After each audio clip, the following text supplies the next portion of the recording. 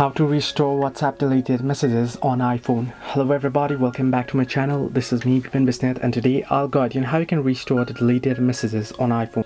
If you have enabled the backup option, you can head over to settings on your device, and here you should be able to see the chats option, and here you should be able to see chat backup option, and you should be able to see when it was last backed up.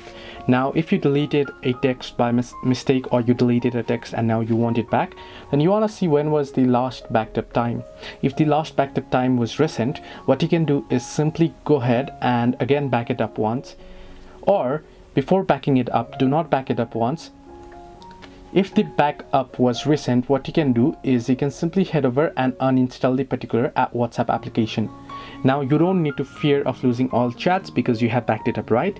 So once you remove the app, go ahead and install it, and once you open it up and use the same number to log in, it'll ask you whether you wanna restore all your chats. Then you want to tap on restore and you'll be able to get the deleted text back. So hope this helped you. Do like and subscribe, and do not forget to leave a comment down below if you have any further issues.